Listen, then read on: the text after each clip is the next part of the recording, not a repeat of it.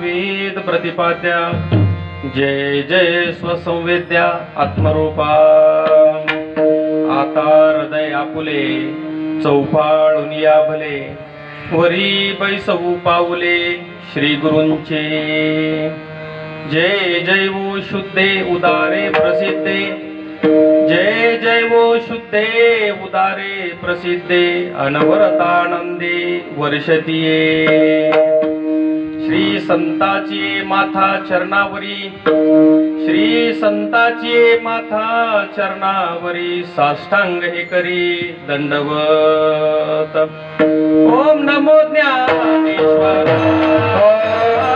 ओम नमो ज्ञानेश्वर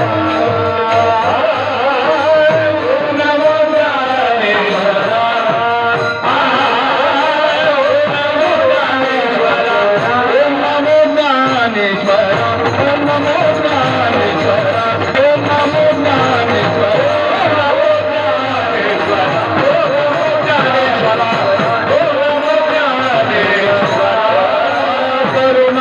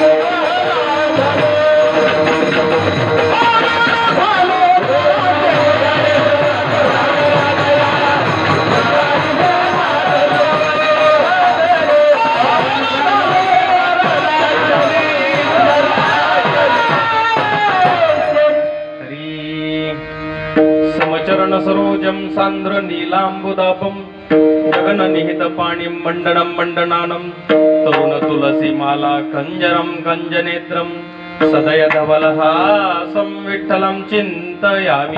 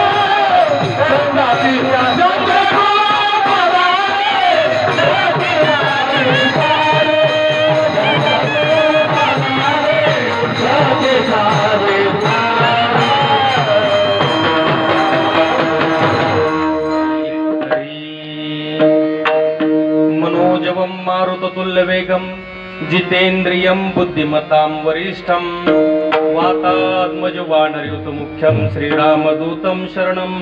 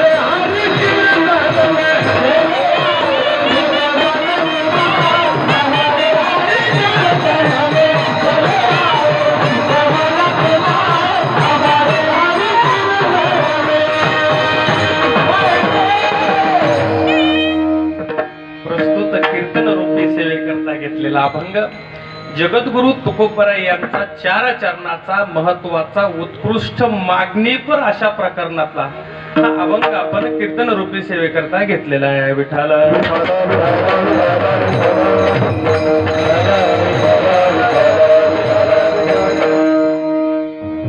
आपल्या या नगरामध्ये प्रकाश नगर, विठ्ठल नगर, तानाजी नगर या संपूर्ण 2, 4, 5 कॉलनींच्या मिळून संभाजीनगर मध्ये सुरू असलेला हा अखंड हरिनाम सप्ताह आणि या सप्ताहाच्या आजच्या 7व्या दिवसाची कीर्तनरूपी सेवा किंबहुना मागणीपर अशी ही सेवा या ठिकाणी संपन्न होत आहे. गेल्या 27 वर्षापासून हा अखंड हरिनाम सप्ताह सुरू आहे. 27 वर्ष म्हणजे मोठा काळ झाला, त्यामुळे आपण खरोखर धन्य आहात.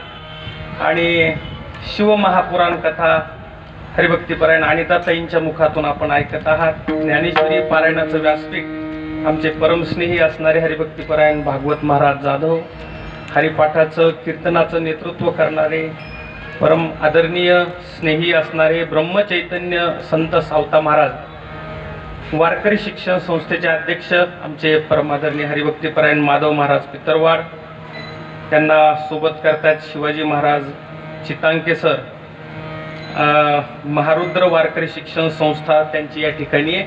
आणि मला वाटतं सगळे हे जे बाळगोपाळ दिसत आहेत हे त्यांच्या वारकरी शिक्षण संस्थांचे आहे. हे असं बघितलं की मला जरा बरं वाटतं.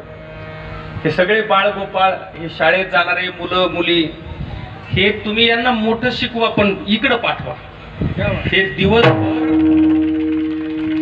हे म्हणजे मी नेहमी सांगत असतो की आमचे हे मुलं मोठे अधिकारी झाले पाहिजे, कलेक्टर झाले पाहिजे, लाल दिव्याच्या गाडीत फिरले पाहिजे, पण संध्याकाळी पटकन धोतर घालून कीर्तनाला आले पाहिजे. त्यावेळेस खऱ्या अर्थाने रामराज्य झाल्याशिवाय राहणार नाही. ज्यांच्या मुखातून आपण या ठिकाणी उत्तम असं गायन ऐकलेलं आहे, अशी ही खरी म्हणजे महाराष्ट्रात प्रसिद्ध असलेली जोडी आहे. संभाजीनगरला तर आहेच आहे. हरिभक्तीपरायण आमचे सुरडकर गुरुजी, अशोक महाराज सुरडकर गुरुजी हरिभक्तीपरायण, डॉक्टर आजीनाथ महाराज, खरं म्हणजे डॉक्टर आहेत ते. त्यांचं काय DMLT झालेलं आहे, ते दिवसभर ड्युटी करतात त्यांच्या हॉस्पिटलमध्ये आणि संध्याकाळी इकडे येऊन सेवा देतात. आमचे ज्यांची सेवा पहिल्या दिवसाची झाली आहे, माझे परम मित्र असणारे हरिभक्तीपरायण आमचे संदीप महाराज ढाकणे सर, उत्तम शिक्षक आहेत, उत्तम वक्तृत्व त्यांचं आहे. मोठ्या मोठ्या कार्यक्रमाचं सूत्रसंचलन सर करत असतात, अगदी कन्नड असू द्या किंवा कुठेही असू द्या, असे आमचे ढाकणे सर. आणि मागे सहज चर्चा झाली ती, म्हटलं सर शिक्षकांनी इकडे आलं पाहिजे, म्हटलं की त्यांनी कीर्तनच सुरू केले. मोठा आनंद वाटला मला. आणि आता कन्नडलाही कीर्तन होतात, अखंड हरिनाम सप्ताह, प्रवचन तर करतच होते ते, त्यात काही वाद नाही, पण आता कीर्तनही करतात. आमचे गांगोणे महाराज आहेत, उत्तम मृदंगाचार्य मयूर महाराज आहेत, यांचा आहे परिचय. दोघं नवीन दिसत आहेत मला, माधव महाराजांच्याच आश्रमातले आहेत बार बार, कारण आता बऱ्याच ठिकाणी या दोघांचाच परिचय जरा कमी. आपला तो कुठे आहे बंधू? हा, त्याला घेऊन यायचं जरा छान वाटतं. आपला बाल मृदंगाचार्य माधव महाराजांचं फार मोठं काम आहे महाराज. आजच्या काळामध्ये एवढ्या धकाधकीच्या जीवनामध्ये असे मुलं तयार करणे मोठी अवघड गोष्ट आहे.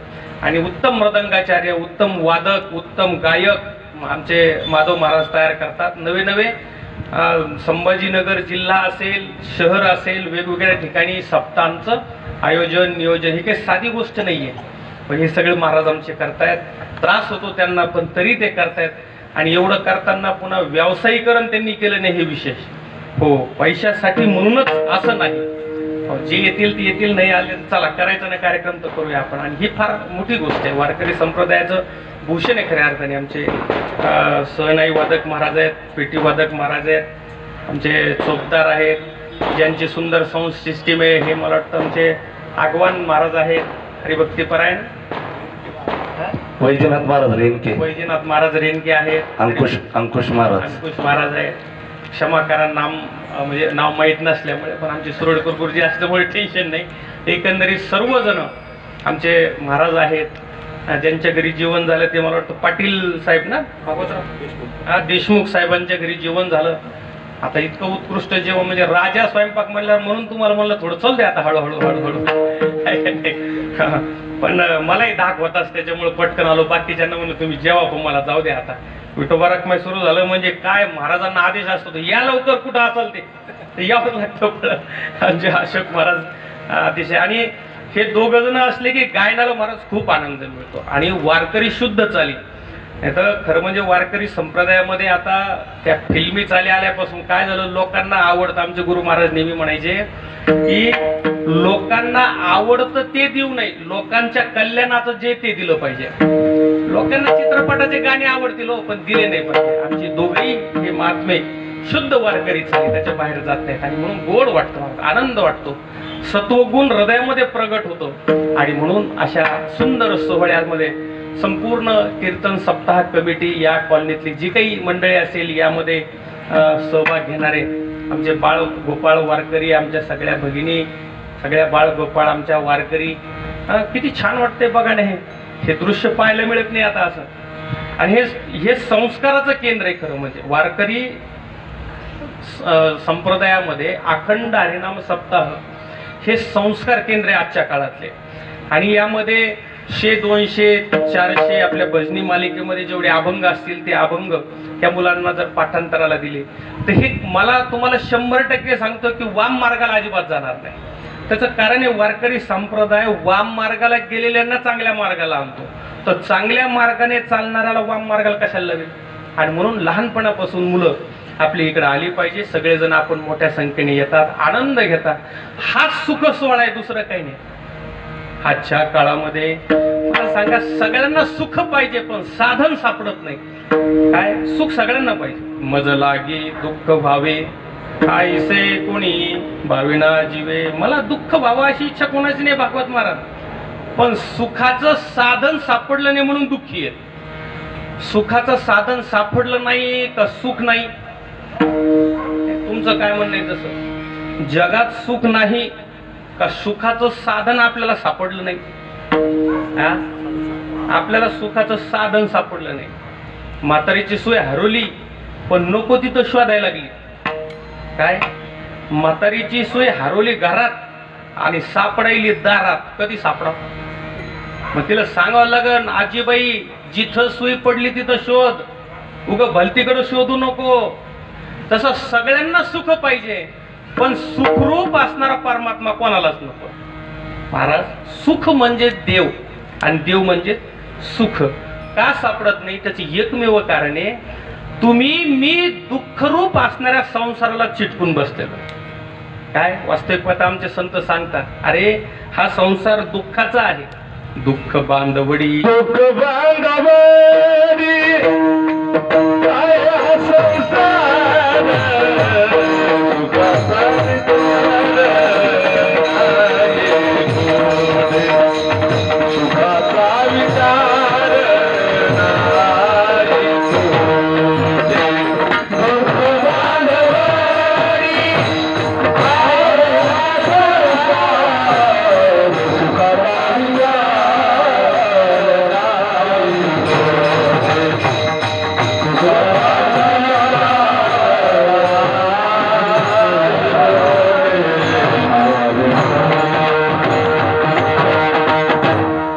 सुखाचा बांधवडी आहे हा संसार, सुखाचा विचार नाही कोठे. हो, कितीतरी प्रमाण देतात त्याला. संसार दुःख मूळ, चहूकडे इंगळ. हा नाही नाही, त्याला एक सूत्र सांगतो तुम्हाला. दुःख म्हणजेच प्रपंच आणि प्रपंच म्हणजे दुःख. सरळ सरळ व्याख्या. संसार म्हणजेच दुःख आणि दुःख म्हणजेच संसार. सुख म्हणजेच परमात्मा आणि परमात्मा म्हणजेच सुख. काय पाहिजे आपल्याला? सुख पाहिजे. आणि धरलं कोणाला? दुःखरूप असणाऱ्या संसाराला. दुःखरूप असणाऱ्या संसाराला धरायचं आणि म्हणजे गरम गरम तव्यावर उभं राहायचं आणि म्हणायचं, अरे पायाला चटके नाही बसले पाहिजे, पायाला चटके. अरे पायाला चटके बसते कारण तू तव्यावर उभा आहे. चटके नाही बसायला पाहिजे ना? नाही बसायला पाहिजे. खाली उतर. नाही नाही, माझा आहे तवा, मग चटके बसून घे. मग कशाला ओरडतो तू? संसार सोडायचं काम नाही आणि म्हणायचं मला सुख पाहिजे. तुकोबरायांनी बघितलं आणि तुकोबराय म्हणायला लागले, नाही हो, तुम्हाला सुख पाहिजे ना, मग मी सांगतो तेवढं तुम्ही ऐका. प्रपंच वसरो चित्त तुझे पायी मुरो. खरं सांगू का तुम्हाला? बघा, हे मागणी, आज काय मागणी? मी फक्त हिशोब करणारे. आज मागणीचं कीर्तन म्हणजे हिशोबाचं कीर्तन आणि काल्याचं कीर्तन म्हणजे पेमेंटचं कीर्तन. काय हो, हे व्यावहारिक दृष्टीने घेऊ नका, हे पारमार्थिक दृष्टीने घ्या. आज फक्त मागणी करायची आणि मागणी केल्यानंतर जो तुम्हाला पाहिजे काय काला तो उद्या. नामस्मरणापासून सुरू झालेला अखंड हरिनाम सप्ताह, नाम महात्म्य परकीर्तन, मागणी, त्याच्यानंतर काय संतपर, गुरुपर, उपदेशपर, असे वेगवेगळे कीर्तन करून आज मात्र बांधलेलं कीर्तन. आज मागणी, आज मागणी करायची. मागणी कोणी करायची? बघा, लक्षात घ्या. जीवाने जीवाकडे केलेली मागणी व्यर्थ मागणी. काय मागावं तुम्हाला ना आम्हाला? काय मागावं आपण? आमदाराकडे गेलो, खासदाराकडे गेलो, अरे काही मागा त्यांना तुम्ही, ते सगळं नश्वरच असणार आहे. मागायचंच असेल तर दोन ठिकाणी मागा. एक म्हणजे देवाजवळ आणि दुसरं म्हणजे संतांजवळ. दोनच ठिकाणी मागायचं. संतांना मागा. संत म्हणतात, अरे आम्ही द्यायला दुकान टाकले, दुकान, पण आमच्या दुकानात गिराईक येत नाही ना. काय आपला दुकान, आपला दुकान,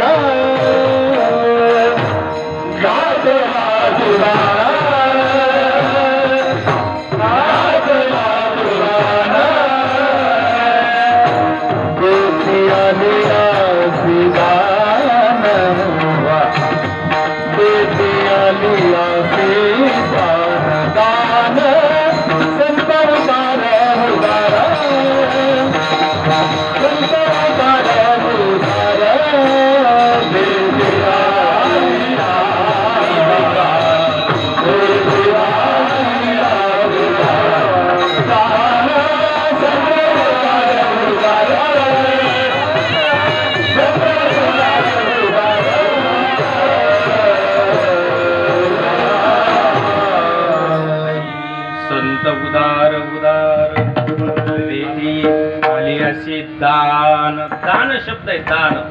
संत उदार. हो, काय म्हणावं तुकोबरायने, देव घ्या बरं, तुम्ही फुका घ्या म्हणजे फुकट घ्या. देव घ्या फुका न लगे रुका मूल काही. तुम्ही देव घ्या, आम्ही देव द्यायला बसलो पण तुम्ही घेत नाही. काय म्हणत होते लोक, न लगे देव न लगे, देव न लगे साठविण्याचे रुळले जागे. तो बरं आहे, तुम्ही देव द्यायला आणला पण आम्ही साठवायचा कुठं? काम, क्रोध, लोभ, दंभ ठासून भरलेले आहेत. तुमचा देव कुठं ठेवावा? पहिल्यांदा रिकामा व्हावं लागतं मग देव साठवावा लागतो. पण आम्ही रिकामी नाही. संत बोलत असले, संतांकडे बघून म्हणतो आम्हाला वेळ नाही, आता काय करावं. इतकं आपण म्हणजे अगदी संतांच्या काळापासूनच चालला हा विषय. म्हणून तुकोबराय म्हणले, प्रपंच ओसरो. तुम्हाला सुख पाहिजे असेल ना तर प्रपंच ओसरू द्या आणि तुमचं जे चित्त आहे ते शुद्ध करून, चित्त तुझे पायी मुरो देवा. मी तुझ्याकडे मागणं मागायला लागलं नाही. एकच काम कर बाबा, तू माझ्यावर प्रसन्न आहेस ना बाबा, मग एक काम कर. काय कर? हो, हा प्रपंच ओसरू दे आणि तुझ्या चित्ताजवळ माझं चित्त लागू दे, तुझ्या पायाजवळ माझं चित्त लागू दे. करशील ना असं म्हणून त्याला विनवणी. ऐसे करी का पांडुरंगा देवा, असं कर बरं, मी तुला मागायला लागलो. ऐसे करी का पांडुरंगा. आणखी मागू का? शुद्ध रंग वावे रंगा देवा. शुद्ध रंगामध्ये आता हे गायत होते तर काय रंग चढला होता बघा. कधी कधी कीर्तनात म्हणतो ना, काय रंग चढला आज कीर्तनात. तो रंग म्हणजे शुद्ध रंग आहे. हो, तो रंग आला पाहिजे. तो रंग कीर्तनात तर आलाच पाहिजे, येतोच, पण आमच्या संसारात शुद्ध रंग आला पाहिजे. वास्तविक पाहता संसाराचा रंग अशुद्धच आहे. संसारी असावे आसोनी नसावे, भजन करावे वेळोवेळा. मग यांचा संसार सुद्धा आता शुद्ध रंगाचा झाला. शुद्ध रंग वावे रंगा देवा. शुद्ध रंगामध्ये. आणखी मागू का? पुन्हा मागायला लागलं. बघ आम्हाला दुःख कशामुळे ते लक्षात आलं म्हणून एक कर. पुरे पुरे आता देवा, पाच झाला आता पुरे कर. द्वंदा म्हणायला लागलो. द्वंदा म्हणजे महत्वाचा विषय. पुरे पुरे जेवताना म्हणतो ना आपण, बस बस बस बस बस आता ठेवू नका. तो म्हणतो नाही नाही एक ठेवलंच. ते म्हणे बघ तू जर ठेवून दिलं तर मी बी ठेवून देईन. त्याचा अर्थ वेगळा निघाला. तू जर ताटात पोळी ठेवलीस तर मी तशीच ठेवीन, खाणार नाही. मराठी भाषा आहे आपली. पुरे पुरे आता नको दुजियाची सत्ता देवा. बस आता दुसऱ्याची सत्ता नको. आता तुम्ही खरं सांगा, आपल्याला दुसऱ्याची सत्ता आवडते का आपली सत्ता आवडती? सासूच्या हाताखाली राहायला आवडतं का आपणच सासू झालेला आवडतं? म्हणजे व्यवहारातला दृष्टांत हे परमार्थ घ्या, आपल्याला काही त्याची चर्चा नाही करायची. फार पुरे पुरे आता नको तुझी याची सत्ता. आणखी मागू का देवा? लटिके ते फेडा. जे जे माझ्या जीवनात लटकं असल, खोटं असल देवा फेडून टाकते आता. लटिके ते फेडा तुका म्हणे जाय पिढा. बस बस एकदा लटकं गेलं की मग आध्यात्मिक पिढा असू दे, आधी भौतिक पिढा असू दे, आधी दैविक पिढा असू दे, संसाराची पिढा असू दे, कोणतीही पिढा असू दे, तुका म्हणे जाय पिढा. विठ्ठल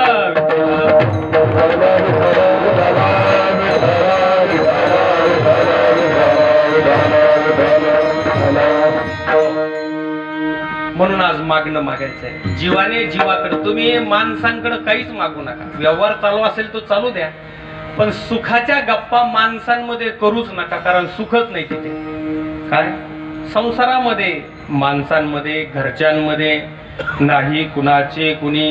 तुझे नवे रे कोणी, अंती जाशील एकल्या प्राण्या माझे माझे म्हणून संसारात सुख नाही. कोणाकडे काहीच मागू नका. मागायचंच असेल तर संतांकडे मागा किंवा देवाकडे मागा. इथं देवाकडे मागणं आहे. हो, 4 कृपा वेदांत शास्त्रात सांगितलेली. पहिले ईश्वर कृपा. ईश्वर कृपा पूर्ण झाली की गुरु भेटत असतात. गुरु हा संतकुळीचा राजा. गुरु हा प्राण विसावा माझा. गुरु विन देव तुझा पाहता नाही त्रिलोकी. संत आणि गुरु सारखेच असतात. 10 संत आहेत आणि त्याच्यात माझे गुरु आहेत. माझे गुरु यांच्यासाठी संत आहेत, त्यांचे गुरु माझ्यासाठी संत आहेत. काय पण गुरु आणि संत याच्यात भेद नाही. म्हणून गुरुकृपा ही दुसरी कृपा आहे. गुरुकृपा झाली. गुरु का गरजेचे बरं आमच्या जीवनामध्ये? आम्ही शाळेमध्ये शिकवतो तर आम्हाला गुरु म्हणतात. काय शाळेत शिकवतो तो गुरु म्हणतात आपल्याला. त्यांना गुरु म्हणायला हरकत नाही. वास्तविक आता नाथ महाराजांनी सांगितलं गुरुसी आले अपारपण. गुरु शब्द जसा त्यांना मृदंग शिकवला, कोण झाले तुमचे? गुरु झाले. त्यांना पेटी शिकवली, कोण झाले? गुरु झाले. त्यांना गायन शिकवलं, कोण झाले? गुरु झाले. गुरु भरपूर आहेत पण सद्गुरु एक आहे. गुरु सद्गुरु. सद्गुरु कुणाला म्हणायचं? जे सद्वस्तूची प्राप्ती करून देतात त्यांना काय म्हणायचं? हो, नाथ महाराजांचा प्रमाणे त्याला सद्गुरु सी शरण जाय.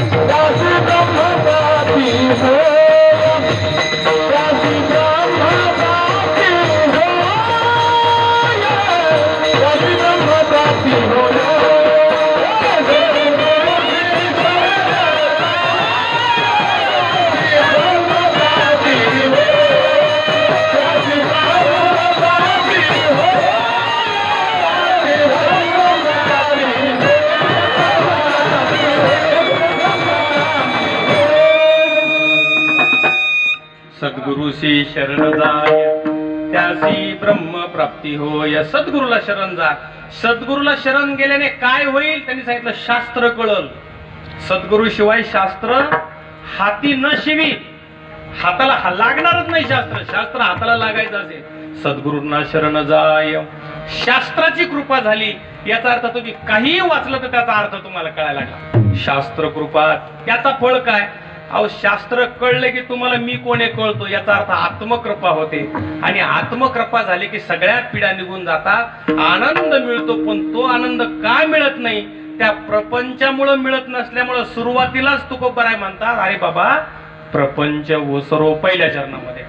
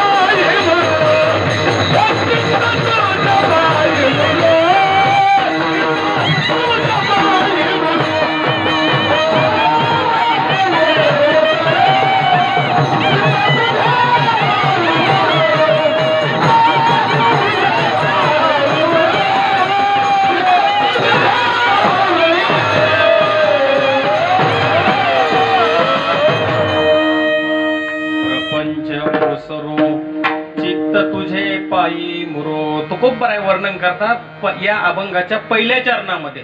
तुकोबराय बोलतात प्रपंच ओसरो देवा. अरे दुःखाला मूळच असलेला हा प्रपंच ओसरू दे. ओसरणे म्हणजे कमी कमी कमी कमी होत जाणे. खरं सांगा, मला माहितीये खरं तुम्ही बोलणार नाही पण मनातल्या मनात बोललं तरी हरकत नाही. सगळ्यांचे प्रयत्न प्रपंच वाढण्यासाठी का कमी होण्यासाठी? मला माहित तुम्ही बोलणार नाहीत ना. आता अंगठी यायला ते आता सगळे उठल्यापासून झोपेपर्यंत जन्मापासून मरेपर्यंत सगळ्यांचे प्रयत्न कशा करतात? प्रपंच वाढण्याकरता महाराज आम्हाला प्रपंच आमच्या घरादाराची भरभराट व्हावी वाटते काही सगळं कमी व्हावं वाटतं.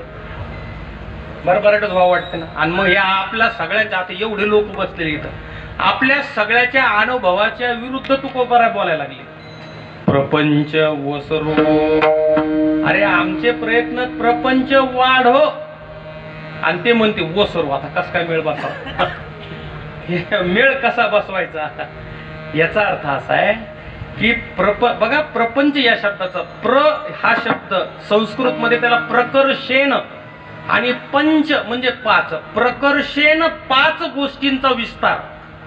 पृथ्वी आप तेज वायू आकाश किती झाले पाच. काय म्हणायचे या पाचांना? याला म्हणायचं भूत. कोणते भूत? निष्ठे भूत नाही, याला महाभूत म्हणायचं. सगळा विस्तार कशाचा आहे? त्या महाभूतांचा आहे. पंचीकृत पंचमहाभूतांचा झाला तो ह्यो.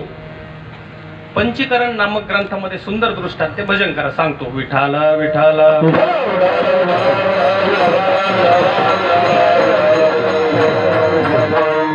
बघा एकदा काय झालं, एक गाव होता, अशी कॉलनी होती म्हणा, आपली कॉलनी होती. एक चांगलं 5-10 हजार स्क्वेअर फीटची जागा होती एकाची, अशी कंपाऊंड बिंपाऊंड लावलेले, त्याच्यामध्ये घर खोली बिली बांधलेली होती.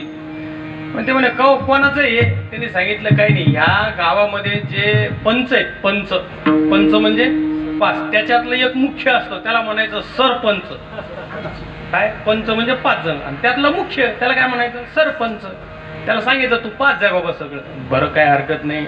तो त्या सरपंचाकडे गेला. सरपंचाला म्हणा, सरपंच अहो मला अखंड हरिनाम सप्ताह करायचा आहे, तुमची 5-10 हजार स्क्वेअर फीटची जागा आहे, तिथं चांगलं सामान ठेवायला घर आहे, मला देता का तुमची जागा? ते म्हणलं काय हरकत नाही. त्या पंचांनी विचार केला, बाकीच्या लोकांनी सांगितलं हो आपली जागा मागायला. पण जागा मागत असताना त्याचा हेतू चांगला आहे, त्याला काय करायचंय? तिथं सप्ताह करायचा. द्यायची का? सगळे म्हणले देऊन टाका. हो चांगल्या कामाला काय द्यायची नाही का? देऊन टाकलं. काय ती जागा. शिव आला, त्याने वाडा झाडून झुडून टाकलं, घर सारून घेतलं, बायका पोराला आणून तिथं राहायला लागला. आता कशासाठी घेतलं घर? जागा सप्ताह करायला. मग काय करायला पाहिजे त्यांनी? 8 दिवस झाले, महिना झाला, 6 महिने झाले, सप्त्याचं नाव नाही. हे सरपंच पंच विचार करायला, एक जागा दिली कशाला? 6 महिने झाले, नाव घ्यायना ना. ते म्हणे एखादा निरोप पाठवा. मग एका ग्रस्ताला निरोप घेऊन पाठवले, त्याला म्हणा तुझा सप्ताह लवकर आवर, जागा खाली कर. तो आला, त्याने सांगितलं तुम्हाला निरोप आहे पंचांचा, लवकर कार्यक्रम करा, तू वाडा रिकामा करा. तेवढला हो काही काळजी करू नका, करतो ना मी. असं म्हणता म्हणता पुन्हा 6 महिने म्हणजे 1 वर्ष झालं. दुसरा निरोप, तिसरा निरोप. आता निरोप आल्यावर ह्यो असा म्हणायला लागला की 1 वर्ष झाली तर मी राहायला लागलो ना, माझा वाडा आहे. आता भूक लागते नाही, कोणाचा वाडा आहे? माझा वाडा आहे. ही गोष्ट केली त्या पंचांच्या कानावर. सरपंचांनी मिटिंग घेतली, सगळ्यांना सांगितलं काय कसं काय करावं.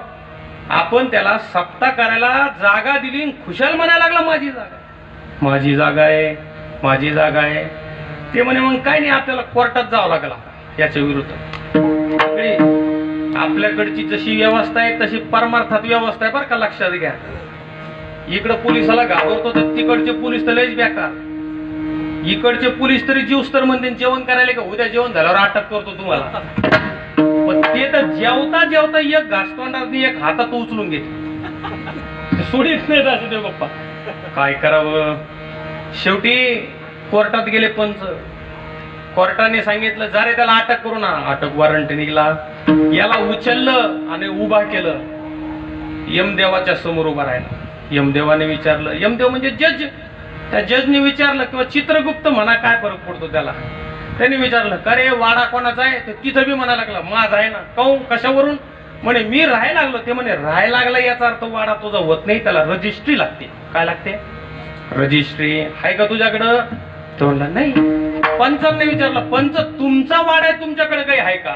ते म्हणला ही घ्या रजिस्ट्री या वाड्याची. शो वाडा देवराव पाटलाने तुम्हाला मला दिला. कशाला दिला?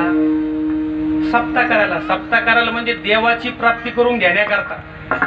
आणि या वाड्यात राहायला आल्यापासून ते बिघडलं ना.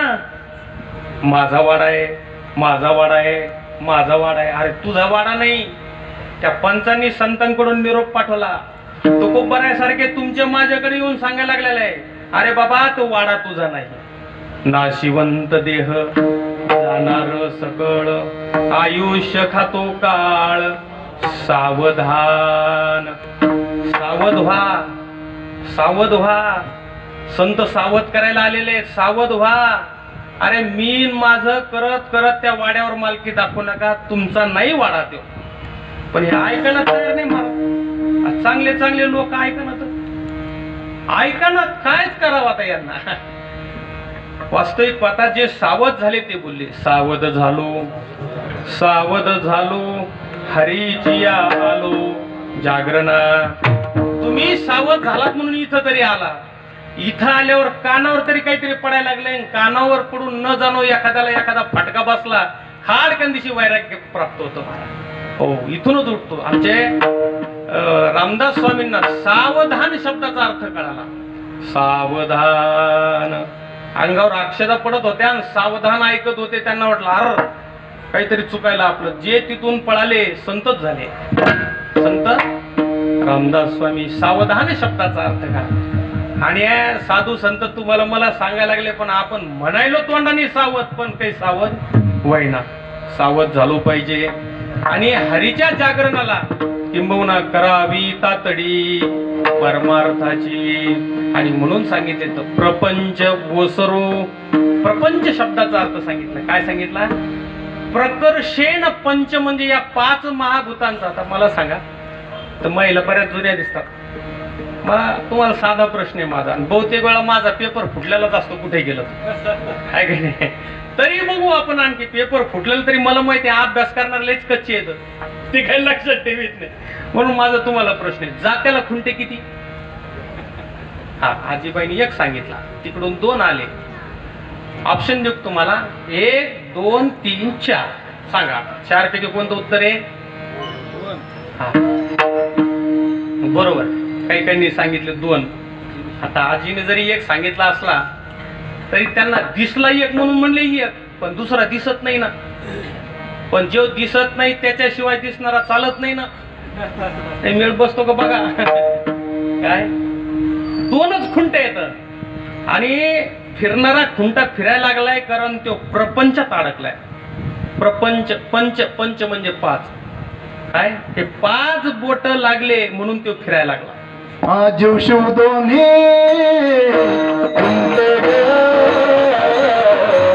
प्रपंचाचे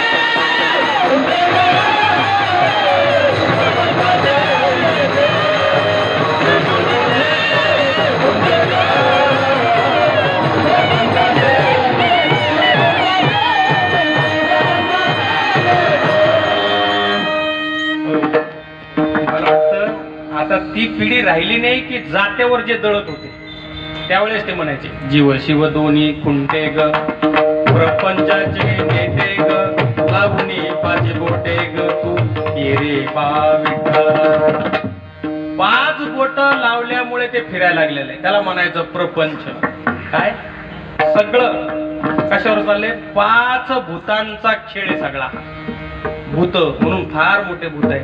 पहिल्यांदा या भूताला ठिकाणावर लावा, म्हणजे काय करा, काही नाही, तुम्ही मनातून म्हणा की हे माझं नाही, संपला विषय. एखादा कर्जबाजारी माणूस असा मरणासन्न झालेला आहे, अंथरुणावर पडलेला आहे, तो आध्यात्मिक आहे, त्याला माहिती आहे मी जर कर्ज फेडलं नाही तर मुक्त होणार नाही. पण त्यांनी काय केलं, त्या धनकोला बोलवलं, अरे त्याचं कर्ज आहे माझ्यावर, बोलव रे बाबा त्याला. तो आला आणि त्याचे पाय पकडले, मला फक्त एवढं म्हणा की तुम्हाला मी कर्जातून सोडलं म्हणजे मी मरायला मोकळा. त्याने पाय पकडले, त्याला एक किव आली, ते म्हणलं काय हरकत, तुझं कर्ज माफ केलं. म्हणलं की याला काय वाटलं, बरं वाटलं, आता मी कर्जमुक्त झालो. तसं तुम्ही म्हणा, हा देह माझा नाही, मी नाही. काय म्हणायचं, न म्हणा देह माझा ऐसा, मग भरवसा कळेल. मगच भरोसा का, या देहाला धरून भरोसा नाही करणार. हे बी माझं, देव बी माझा, घर बी माझं, लेकर बाळे बी माझे, बायको बी घोटाळा झाला, घोटाळा झाला, घोटाळा झाला, मेळ नाही बसत. एकदा म्हणा देह मी नाही, देह संबंधी पसारा माझा. मी नेहमी गमतीनं सांगत असतो, आता मी कोणी, पटका घातला, धोतर घातलं, आता कोणी, आता महाराज आहे. आता महाराज आहे की नाही. हे कीर्तन संपलं की मी कार चालवायला बसणार आहे, कारण माझी गाडी मीच चालवतो. गाडी चालवायला बसल्यावर कोण झालो, आता कोणी, महाराज. गाडी चालवायला बसल्यावर ड्रायव्हर. एखादी शाळा वगैरे तपासायला गेलो की ती तिकडं महाराज आले म्हणते का, ड्रायव्हर आले म्हणते का, साहेब आले म्हणते, तिथं कोण झालो, तिथं साहेब झालो. पोरांना शिकवायला वर्गात गेलो तर ते काय म्हणते, सर आले. पोरांना शिकवायला गेलो, सर आले. झाकली मूठ 1.25 लाखाची घरी गेल्यावर. आता ती सोबतच आलेली म्हणून बोलायचं कामच नाही पुन्हा. आता ती जर सोबत नसती तर बोलता तरी आलं असतं, पण आता त्यो बी धाक पुन्हा. आता पण घरी गेल्यानंतर पुन्हा झाकली मूठ 1.25 लाखाची. ती म्हणतीस दिवसभर ऑफिस करता, रात्रीचं कीर्तनाला जाता, किराणा संपला, अमुक बरोबर. तिथं कोण झालो, नवरा.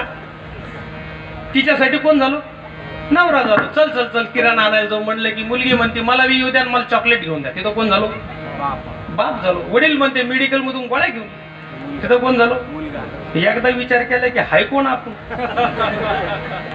ह्यो प्रश्न मलाच नाही पडलेला, माऊलीनं प्रश्न विचारला, आहे मी कोण, करावा विचार, म्हणे ज्ञानेश्वर निवृत्तीचा.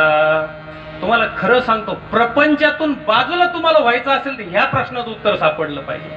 मी कोण आहे आणि मी कोण आहे याचं उत्तर तुम्हाला जर सापडत नसेल तर तो आपल्या काकड्यामध्ये उत्तर दिलेलं आहे की मी कोण आहे. त्यांनी सांगावं मी कोण आहे, मी वासुदेव तत्वता, कळो येईल विचारिता.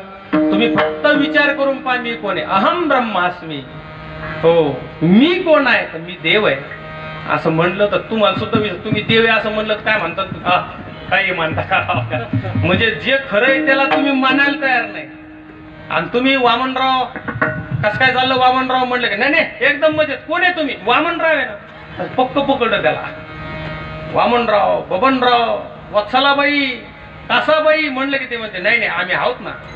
अरे ते तुम्ही नाही, तुमचं नाव आहे. ते नाव तुमचं नाही, देहाला ठेवलेलं आहे. आणि देह तुम्ही. खरं सांगा, आमच्या आजोबा नेहमी म्हणायचे, घर मी का घरात राहणारा मी. थोडस काय तुम्ही बघा, आपल्याला 15-20 मिनिटं घेऊ आपण, वेळेच्या बाहेर जात नाही, काळजी करू नका. पण माझं असं मत आहे, एखादं तत्व असं खटकन कळलं ना कामच झालं पाहिजे. काय भागवत मला सांग, घर मी का घरात राहणारा मी. घर मी नाही ना, घरात राहणारा मी. इथपर्यंत बरोबर आहे. आता पुढचा प्रश्न आहे, देह मी का देहात राहणारा मी. हा, देहात राहणार आहे. बघा बरं का छान बोलले तुम्ही. मग आता देह मी नाही ते ठरलं का, अजून काय हाय शंका. अहो हे कोणाचं आहे, तुम्ही मेळ लावा ना. हे कोणाचं आहे, याचा मालक कोण आहे, या देहाचं मालक कोण आहे. आणि तुमच्याकडे जी संपत्ती आहे त्याचा मालक कोण आहे. देह हे काळाचे, धन कुबेराचे, तुमचं नाही. मग आता तुमचा देह म्हणजे उपाधी आहे. माऊलीनं वर्णन करा, खरी या उपाधी माझी गुप्त, चैतन्यासे सर्वगत, ते तत्वज्ञ संत स्वीकारिती, हे लक्षात घ्या. हरियाला हाता,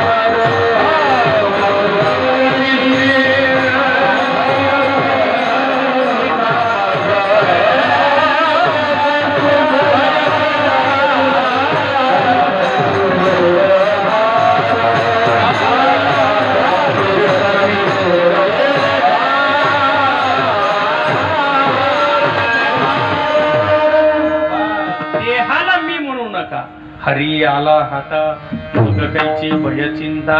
तो हरी म्हणजे सुख आहे. हो, त्या सुखाला देव हा शब्द दिव धातूपासून तयार झालेला आहे. दिव, दिव म्हणजे प्रकाशमान. तमसोमा ज्योतिर्गमय आपण म्हणतो की नाही, उपनिषदाने वर्णन केलेलं आहे. अंधाराकडून प्रकाशाकडे जो नेतो तो गुरु, गु आणि रू, आणि प्रकाश म्हणजे देव. प्रकाश स्वरूप असलेला देव आहे. आणि ते प्रकाश स्वरूप असलेला देव म्हणजेच मी. कारण माझ्यात असलेला जो आत्मा, तो आत्मा म्हणजे मी आहे. आणि देह उपाधी आहे. उपाधी वेगळे, तुम्ही निर्विकार. तुम्ही उपाधी नाही, तुम्ही उपाधी. देहाला क्षणभर नाटकासाठी माझं म्हणा, नाटकासाठी. आता मी आता कीर्तनकाराचं नाटक करायलो, गाडी चालवताना ड्रायव्हरचं नाटक करणार, घरी गेल्यावर नवऱ्याचं नाटक. नाटक मस्त करायचं, चुकू द्यायचं नाही. पण मनातून समजा ते नाटक आहे. देव माझा, माझा, माझा. देव माझा, मी देवाचा. देव माझा, मी देवाचा. देव माझा, मी देवाचा.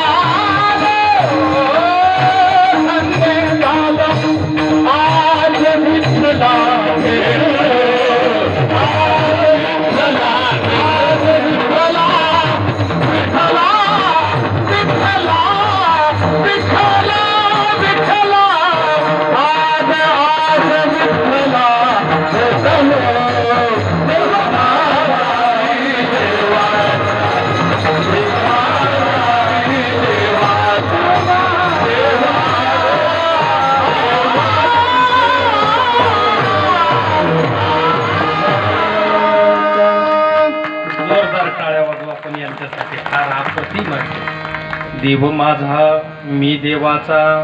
हो, संपूर्ण अभंग महाराजांनी सांगितलं. देव पहावयासी गेलो, देवची होऊनिया ठेलो. हो, याचं वर्णन इतकं सुंदर केलं बा. लाली मेरे लाल की जित देखूं उतलाल, लाली देखन मै गई मै भी हो गई लाल. देव पहावयासी गेलो, देवची होऊन या ठेलो. पास देवाचा शोध घ्यायला जाणारा देवच होत असतो आणि मग त्याचा प्रपंच वसरत असतो. प्रपंच वसरो चित्त तुझे पायी मुरो. आता म्हणजे खूप चिंतन करता येण्यासारखं, पण आपल्याला पुढे जायचं म्हणून थोडंसं पुढे नेऊ आपण. चित्त तुझे पायी मुरो. पाय या शब्दाचा अर्थ तो देवाचं स्वरूप, आणि आपलं चित्त म्हणजे अंतःकरण. कुठं मुरो? देवाच्या स्वरूपात मुरो. पण प्रश्न असा आहे, आमचं चित्त का मुरणं माहिती ना तुम्हाला? बघा, माणसांना तरी माहित नसेल, पण महिलांना माहिती आहे, कारण आता उन्हाळ्याचे दिवस आहे. आता कैऱ्या आलेल्या आहेत, आपल्याला कैऱ्या फोडायच्या आणि त्याचं काय घालायचं? लोणचं. लोणचं घातल्या सुंदर लागतं, चविष्ट, बरोबर ना? घातल्या नाही, त्याला काय करावं लागतं? हा, त्याला मुरावं लागतं. आपल्याला हे आता घातलेलं लोणचं आवडण का मागच्या वर्षीचं? काहून? कारण ते मुरलेलं आहे. बघा, ऐकावं, ऐकलेलं कळावं, कळालेलं पटावं, पटलेलं मुरावं आणि मुरलेलं जावं. एवढ्या प्रक्रिया व्हाव्या लागतात. तुम्ही ऐका बघा, मी सांगतो तुम्हाला. ऐकायला कान लागतात, कळायला बुद्धी लागते, पटायला पुण्य लागतं आणि मुरायला चिंतन लागतं. काय मी वेदांत बोलायला लागलो, पण तुम्ही श्रवणातले 27 वर्ष झाले तुम्ही ऐकतात म्हणून तुम्हाला कळत असं. काय श्रवण, मनन, निधिध्यासन, तत्वम पदार्थ शोधन हे वेदांत शास्त्रातले मार्ग आहेत. मार्ग, या मार्गाने आपण गेलो पाहिजे. हो, संतांनी दाखवलेला मार्ग आहे. संतांची संगती मनोमार्ग गती, आकळावा श्रीपती येण्याची पंथे. याच पंथाने, हो, याच पंथाने ते गेलोय. माऊली स्वतः म्हणतात काय की व्यासांचा मागवा घेतो, भाष्यकारा ते वाट पुसतू. मी भाष्यकारांना म्हणजे शंकराचार्यांना वाट विचारली आणि व्यासांना विचारलं, त्यांच्या मार्गाने मी चाललो. म्हणून आपण सगळ्यांनी सांगावं की तुकोबरा आहे, ज्ञानोबरा आहे, नाथ महाराज ज्या मार्गाने गेले मीही त्याच मार्गाने चाललो. माझा वेगळा. एकदा काय झालं, एका गावात एक वारकरी मुक्कामाला होता. सकाळी उठला, एकटाच होता, पंढरपूरला जायचं होतं त्याला. उठल्यानंतर आंघोळ केली, धोतर बितर घातलं, सगळं आपले कपडे शबनम मध्ये घातले आणि निघाला. चालता चालता त्याला वाटलं एकटा कुठं जावं, ह्या लोकांच्या बरोबरीने जाऊ आपण, हे एवढे मोठे लोक चालले. घुसलं त्यांच्या. घुसल्यावर त्यांना लक्षात आलं की कोणतरी नवीन आपल्यात आलाय बा म्हणून, त्या लोकांच्या गर्दीच्या. ते म्हणे कुठे जायचं? ते म्हणे पंढरपूरला. इकडे कुठे निघाले? एकट्याला कंटाळा आला, मला वाटलं तुमच्या सगळ्यांसोबत निघा, पण तुम्हाला कळलं का आम्ही कुठं चाललो? म्हणे नाही बुवा. म्हणे आज तिसरा सावडायला चाललो. कुठं चाललो? मसन वाट्यात. आणि तुम्हाला कुठं जायचं? पंढरपूरला. मग इकडं कुठं? ते म्हणे नाही, एकट्याला बोर वाटलं, मला वाटलं जा, सगळ्यांसोबत नका चालू. हो, नाथ महाराजांनी त्यांच्या हरिपाठात अद्वैत कुसरी विरळा जाणे, अद्वैताच्या वाट्याला जाणारा विरळा एखादाच असणारे, पण तो खरा आहे. आणि गर्दीत चाललेले सगळे मसन वाट्याला आहे. मग आपल्याला मसन वाट्यात जायचं का पंढरपूरला जायचं? पंढरपूरला जायचं असेल तर ज्या मार्गाने संत गेले त्या मार्गाने चला आणि ते जे बोलले ते ऐका. आणि त्यांनी सांगितलं प्रपंच ओसरो चित्त तुझे पायी मुरो. आमचं चित्त का मुरत नाही त्याचे एक कारण आहे, आमचं चित्त शुद्धच नाही आणि शुद्ध झाल्याशिवाय ते मुरत नाही. काय मग तुम्हाला काय करायला पाहिजे, त्याला शुद्ध करायला पाहिजे. तुकाराम महाराज बोललेले एका ठिकाणी, हरी आता तरी पुढे हाची उपदेश नका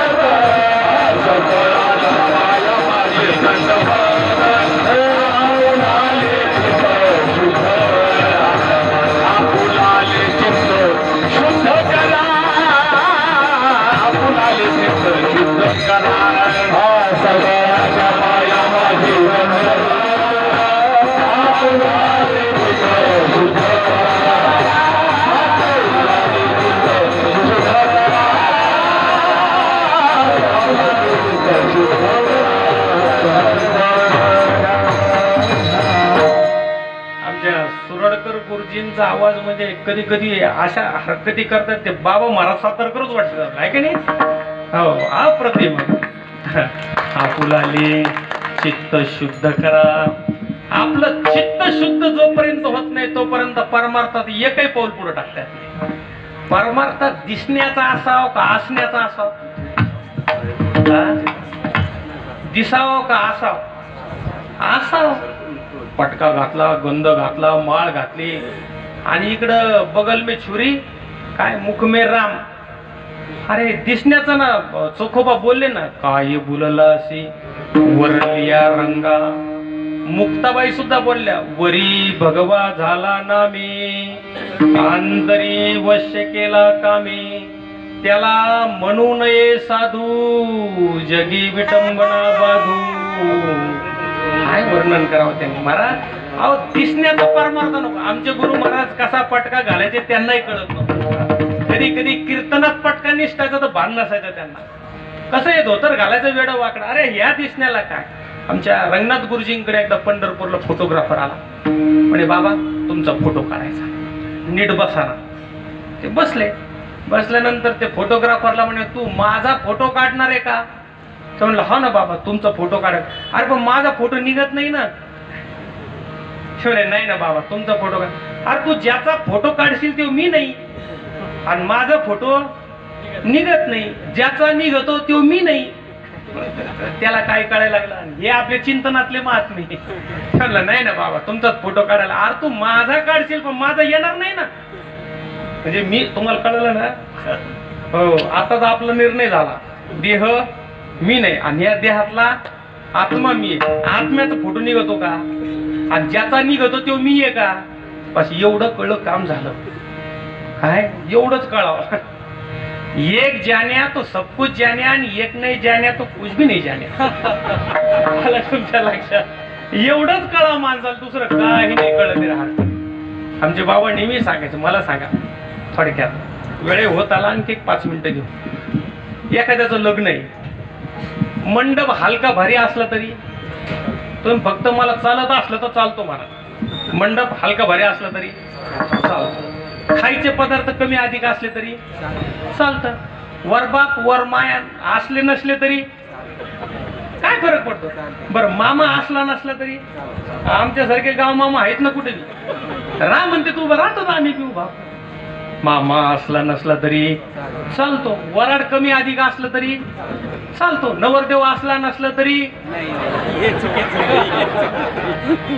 काही असलं नसलं तर चालत, पण काय पाहिजे नवरदेव. तसं तुमच्या माझ्या जीवनात प्रपंचात काही कमी अधिक असलं तर काळजी करू नका, पण एक देव जर हुकला तर मात्र सगळा प्रपंच हुकला. विठाला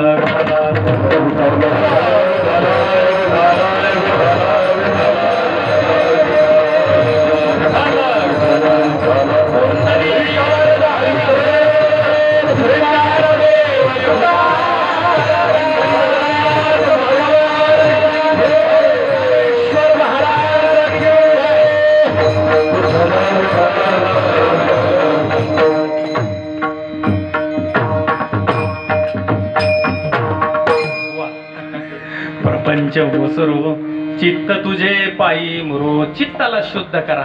चित्त शुद्ध करायचं असेल तर त्याचा सोपा उपाय सांगून पुढे जातो मी. एक सोपा उपाय, कोणाविषयी निंदा करू नका. ह्या डोळ्याने शुद्ध पहा, कानाने शुद्ध ऐका, तोंडाने शुद्ध बोला. शुद्ध कोणी जर कोणाची निंदा करत असाल ना, एक तर त्याला गप बसवण्यात आपण उठून दुसरीकडे जा. निंदा ऐकू नका. हरी बोला, हरी बोला. नातरी बोला. नाथ महाराज म्हणतात बोलायचं असेल ना तुम्हाला तर हरी बोला, नाही तर आणि याच्याशिवाय तुम्ही बोलत असाल व्यर्थ गलबला करू नका. गलबला नका करू. शांत चित्ताला शुद्ध करा. अवघड आहे चित्त शुद्ध होणं. आणि चित्त शुद्ध झाल्याचं फळ काय असेल? चित्त शुद्ध तरी शत्रू मित्र नगरही ना खाती सर्प तया, नगरही ना खाती सर्प तया, नगरही ना खाती सर्प तया, नगरही ना खाती सर्प तया. चित्त शुद्ध शत्रू मित्र होती, नगरही ना खाती सर्प तया, नगरही ना खाती सर्प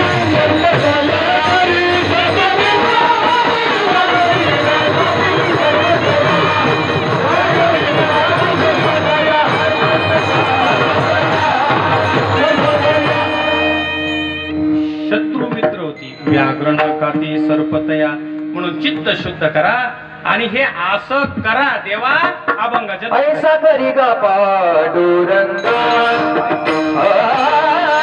ऐसा करी गा पांडुरंगा, ऐसा करी गा पांडुरंगा, ऐसा करी गा पांडुरंगा, ऐसा करी गा पांडुरंगा.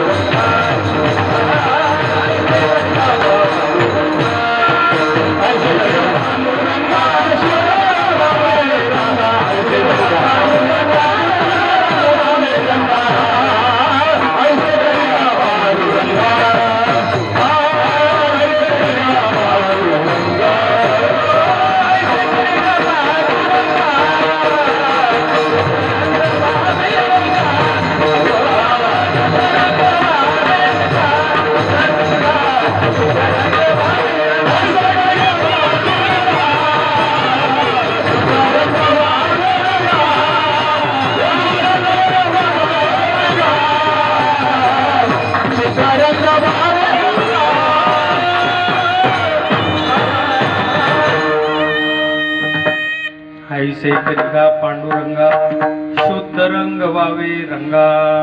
हे दुसऱ्या चरणातलं पूर्वार्ध जे आहे ना ते सगळ्या चरणांना लागू होतं. ऐसे करिगा पांडु प्रपंच वसरो. ऐसे करिगा प्रपंच वसरो चित्त तुझे पायी मुरो. ऐसे करिगा शुद्ध रंग वावे रंगा. ऐसे हे द्रुपद पूर्व तिकडं लावायचं. पुरे पुरे आता ऐसे करेगा पांडुरंगा, लटिके ते फेडा ऐसे करेगा पांडुरंगा. हे असं महत्वाचं आहे. एवढं लक्षात घेतलं पाहिजे. अभंग असा खडकन सुटला पाहिजे. पुरे पुरे आता दोनदा म्हटलेलं आहे कारण महत्वाचं आहे. बास तेव्हा काय करतो आता ऐसे करेगा पांडुरंगा. पांडुरंगा तो असं कर बाबा. आता प्रपंच वसरू दे, चित्त तुझ्या पायावर राहू दे, असं कर. ऐसे करेगा पांडुरंगा. आणि नंतर म्हणाले शुद्ध रंग वावे रंगा. शुद्ध रंग परमार्थाचा रंग, परमात्म्याचा रंग शुद्ध आहे आणि प्रपंचाचा रंग अशुद्ध आहे. आता तुम्ही तुमचं ठरवा की आपण कोणत्या रंगात आहे. काय जर तुम्ही परमार्थाच्या रंगात रंगलेला असाल तर तुमच्या चरणावर आम्ही नतमस्तक आहोत. मस्तक हे पायावरी या वारकरी संतांच्या. तुम्ही संत आहेत. शुद्ध रंगामध्ये तुम्ही संत आहेत. अशुद्ध रंगामध्ये मग शुद्ध रंगात या. सोडा ते आता बस झालं. कौरक प्यायचे आता काय. आमचे महाराज म्हणायचे लोकाला मोह सोडा हे सांगणं लयच अवघड झालं म्हणे. अगोदर सांगावं लागतं मोहाची सोडा. आता कसं वेळ बसला लोक मोहाची सोडी ना तर मोह कधी सोडतील. अहो, मोह सोडा एवढ्या करता 700 श्लोक आहेत आणि 9000 ओव्या आहेत. आणि मग सांगितलं नष्टो मोह स्मृतिर्लब्धा. देवा आता माझा मोह गेला बाबा. मोहाने स्मृती लोपत असते. मोहाने स्मृती लोपली स्मृती लोपे बुद्धिनाश म्हणजे आत्मनाशची. भगवद्गीतेत वर्णन केलेलं आहे. आणि हे भगवद्गीता म्हणजे 30 वर्षाचे होते विनोबा भावे. आई म्हणाली अरे विनोबा, अरे मला भगवद्गीता वाचायची रे, आणून दे. त्यांनी भगवद्गीता घेतली नेऊन दिली. आईनं उघडून पाहिले नाही, म्हणले अरे संस्कृत मधून येणार आहे, मला कळत नाही ना. म्हणून आई आता मी काय करू. नाही नाही म्हणे तू मराठीत करून दे. आणि विनोबा भावेनी 6 महिन्यामध्ये 700 श्लोक त्यात अनुष्टुप छंदामध्ये मराठीत केले. स्थिरावला समाधीत स्थित प्रज्ञ कसा असे, कृष्णा सांग कसा बोले, कसा राहे फिरे कसा. हे अनुष्टुप छंदातली ओवी आहे, श्लोक आहे मराठी मधला शुद्ध. सगळं कळेल आपल्याला. आपल्याला भगवद्गीता वाचायची असेल मराठीत, विनोबांची गीताही वाचा. अप्रतिम अगदी तसे शुद्ध, बिलकुल अर्थ बदललेला नाही. कारण ते मोठे संत होते. नंतर महात्मा गांधींसोबत जोडले गेल्यामुळं काय झालं, ते राष्ट्रभक्त झाले. पण ते पहिले संत आहेत आणि मग राष्ट्रभक्त आहेत. विठाला विठाला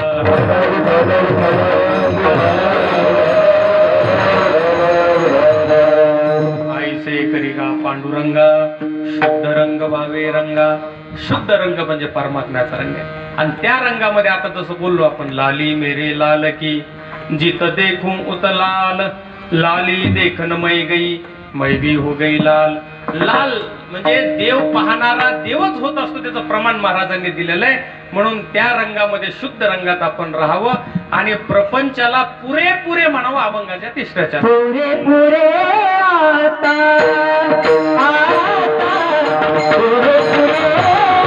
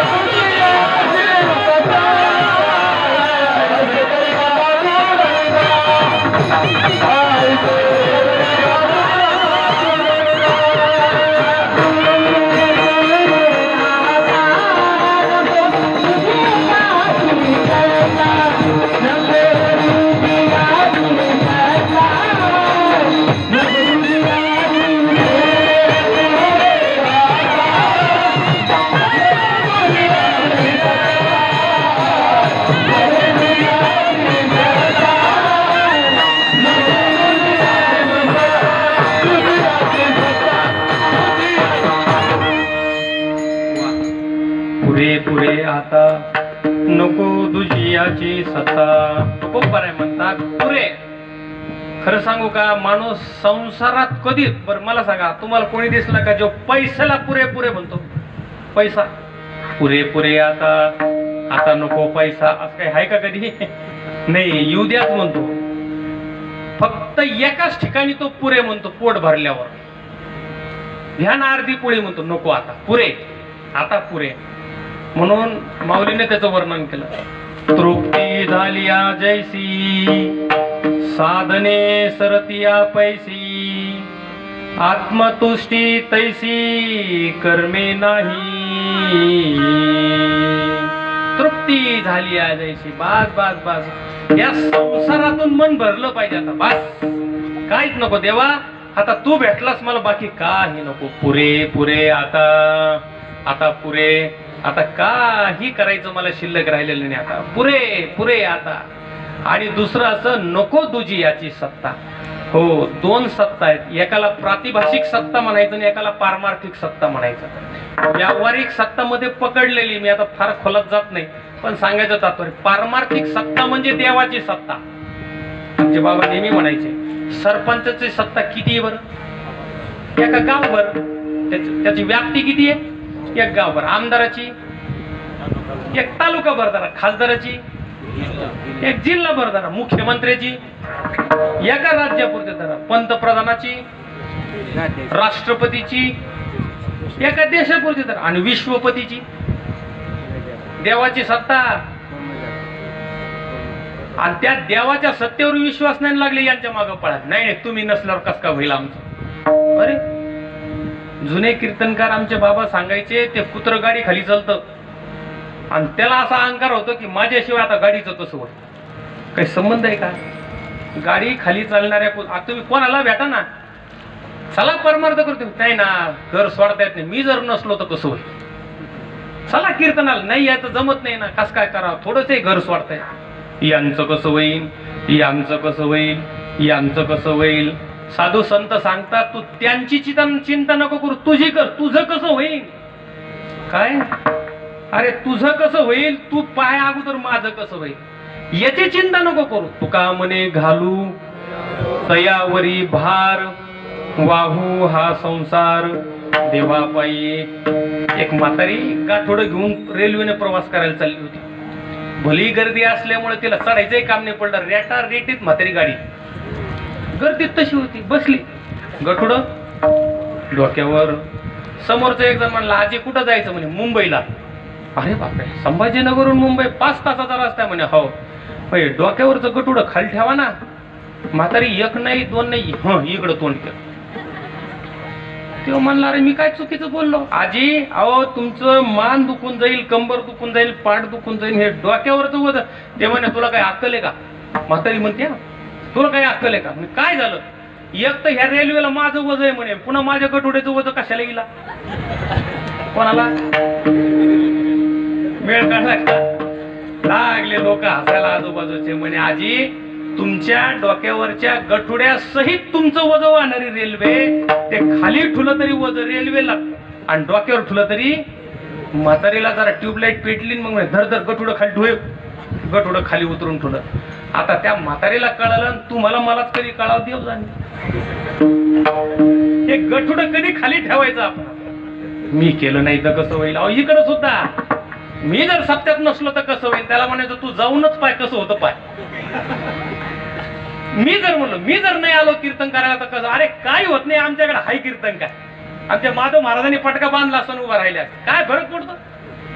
काय नाही आलं म्हणून फरक पडतो. मग तुम्ही अहंकार कशाला धरता? मी नाही केलं तर कसं होईल?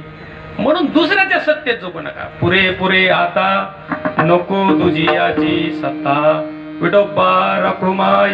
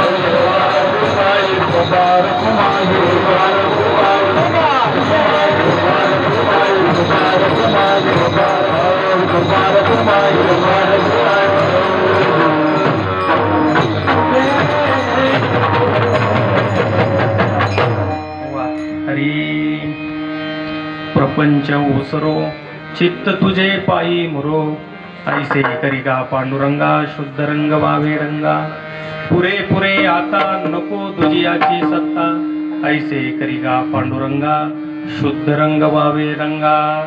बस एवढं एकदा लक्षात आलं पाहिजे. आणि खोट्याला एकदा खोटं म्हणलं की परमार्थ सफल होत असतो म्हणून लटिकेते फेडा